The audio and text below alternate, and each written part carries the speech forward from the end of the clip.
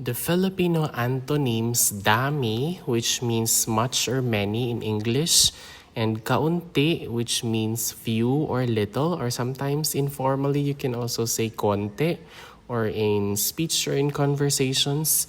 So dami and kaunti or konti. Dami, kaunti, konti. Maraming tanong ang mga bata.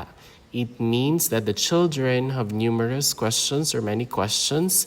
Marami means many, and then a tanong is a question, a bata is a child, mga is the plural marker, so mga bata, it means children. Maraming tanong ang mga bata.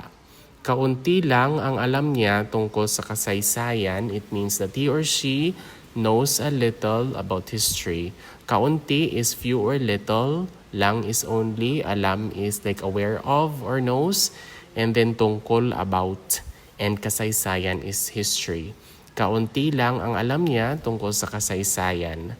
Maraming utang na kailangang bayaran. It means there is a lot of debt that needs to be paid. Marami means many, and utang is a debt, and kailangan is need, and bayaran is needs to be paid. Maraming utang na kailangang bayaran. Kaunti lang ang nagsasalita sa klase. Only a few speak in class. Kaunti is like few or little. Nagsasalita is like, salita is like speak. Lang is only. And then klase is class. Kaunti lang ang nagsasalita sa klase. And that is all for our Filipino antonyms. Dami, which is much or many in English.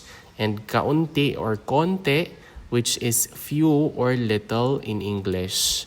Dami, kaunti. Dami, kaunti.